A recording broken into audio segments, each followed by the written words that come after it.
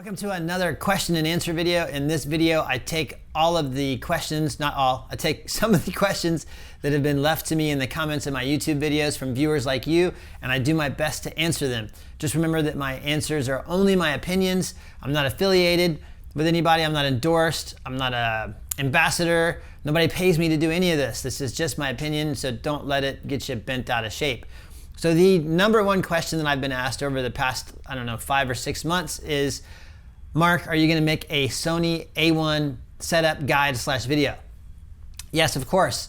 I'm actually in the process of making that now. I'm a few pages into it, and these things take a little bit of time, especially with a new camera. I wanted to spend as much time with it as possible to make sure I fully understand what's happening, and if I'm gonna tell everybody what I think is the best way to set it up, I don't want to have any mistakes and teaching people the wrong thing. So I've spent a lot of time with this camera. It's very different than the other Sony cameras. So there's some things that are going to be changed in the way I use it, in the way that I set it up. And once I finish all that, I'll have it, uploaded. The video will be on YouTube. The book, you'll be able to buy an ebook version of it on my website. So just keep your eyes open for that. And the next question comes from Jeff C. Confused. The video pop-up showed Sony a7R IV is the camera being used for filming, yet at the end of your video, you state that a Sony A9 was used for filming. Please clarify. Thanks. That question is referring to the last video I uploaded, the fall mullet migration, a really crazy experience. All of the video in that video was shot on the Sony A9. The majority of the still images that you saw in that video were shot on the a7R IV. That's why the a7R IV was listed in the title, because I used it to capture images. A9 I shot video, the a7R IV I shot some of the still images with. And the next question comes from Scott McKeegan. Mark, may I ask how you choose your shutter speed? I tend to gravitate to aperture priority only to be let down by blurry photos. Do you rely on your histogram, or is it more of an instinct at your level? Thanks. There are a lot of things to consider when setting your shutter speed. The most important thing is you want to make sure you have a shutter speed that's fast enough to capture the action that you're trying to capture. And there's a lot of things that go into play with that. You said that you were using aperture priority. That's probably the wrong thing to use with fast moving subjects, because you're letting the camera choose the shutter speed, and it's most likely going to choose the incorrect shutter speed, and you're going to end up with blurry photos. So what do you have to think about when you're choosing shutter speed? Of course, you need to know how much light you have, because that's going to make you shift your other settings, your aperture and your ISO. So you need enough shutter or enough light to get a fast enough shutter speed. I like to shoot most birds around 3200th of a second or 4000th of a second if there's enough light. There's some other things to think about too. The size of the bird. The bigger birds are typically moving slower, so you can get away with a slower shutter speed. Smaller birds, like little songbirds, are moving much faster. The little wings are going so fast, so you need a faster shutter speed if you want to pause all of that motion in their wings. Another thing to consider is the distance between you and your subject. The further away your subject is, the slower they're moving across the plane of your sensor, the slower your shutter speed can be. The closer they are, the faster they're moving across the plane of your sensor, the faster your shutter speed needs to be. So if you have a small bird and you're really, really close, you're going to need a really fast shutter speed. If you have a fast bird, like an osprey diving in at 50 miles an hour and it's doing it really close, you're going to need a fast shutter speed. But remember, you can only do so much. It's all dictated by the amount of light that you have. You have to delegate enough light to your aperture, enough light to the shutter, and enough light to the ISO to get an image that you like. I hope that answered your question. And the next question is from Oya Miranda. I'm not sure how you pronounce that. Hi, Mark. I have a question to you, please. What is your opinion about image quality of the A9 II for wildlife photography?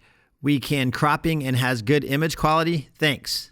I don't have the Sony A9 II, so I can't comment on it, but I do have the Sony A9, and I believe it uses the same sensor, a 24 megapixel sensor, which is plenty good enough to capture amazing images of wildlife. Just be aware that you're not going to be able to use 1/10 of the frame. You're going to have to try to fill the frame as much as possible with a 24 megapixel camera.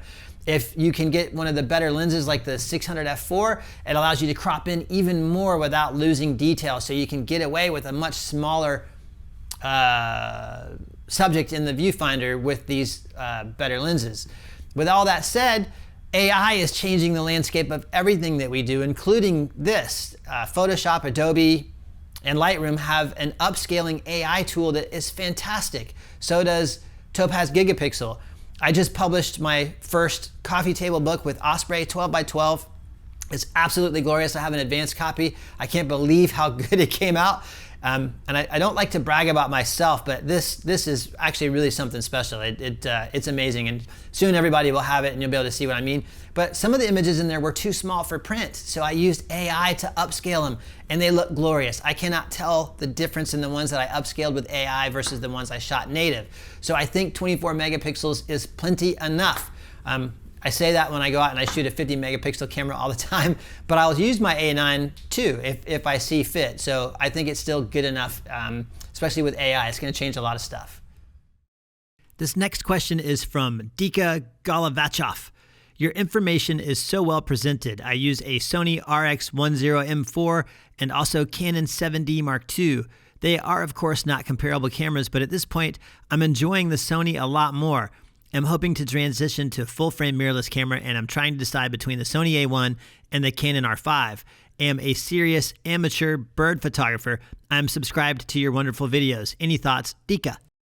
That's a really good question, and it's one that I get asked a lot. I get a lot in email, I get a lot in comments on all social media. Should I go for the Canon R5 or the Sony A1? Regardless of which camera you pick, either of those cameras are going to help you capture amazing things, stills and video. They're both exceptional cameras.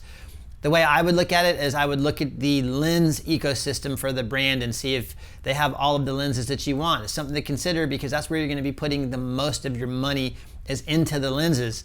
Canon has an older lens base, so you can buy a lot of Canon glass for relatively cheap. Most of the Sony stuff, like the 600 f4, you still have a hard time finding this brand new. Nobody that has this lens is gonna sell it. Nobody. So finding it used is a different story. So look at the lens market for the actual camera manufacturer that you're thinking about buying into, because that's where you're gonna actually be putting most of your money. With all that said, I prefer the Sony cameras over the Canon cameras. I have the Canon R5 and I have a whole bunch of Sony cameras, but I'm just more familiar and more comfortable with the Sony system, and that could be why I like the results that I get better from the Sony system, and I like the Sony glass a lot. It's exceptional, and at the time of this video, the motor system in the Sony lenses is different than every other camera out there or other manufacturer out there, and there's actually some huge benefits to that I could probably discuss at a different video and length. The next question is from Nikon Over, and this question refers to a Sony A9 setup video that I made. Excellent video, easily understood by anyone. I'm so tempted to buy the A9. Your bird in flight photos are amazing.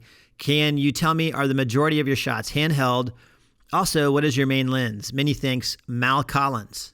I prefer to shoot almost all of my stuff handheld. I just feel more, I can move faster, I can respond faster. When I'm on a tripod, I feel anchored and I tend to miss shots. With that said, there are times when you need to use a tripod. You know, if you're doing video, a tripod is helpful, but I've actually opted for this. This is a monopod by Manfrotto, and it's got these feet down here on the bottom.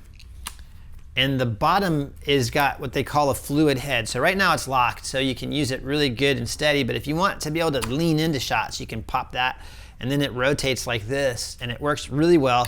And I've actually soaked this in salt water about 6 months ago, and it still works, so that's a really good sign.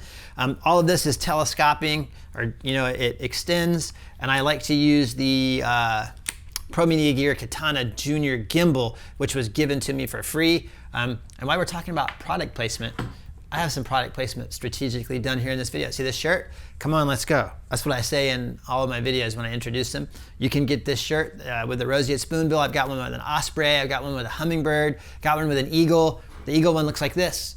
You can also buy your very own mugs.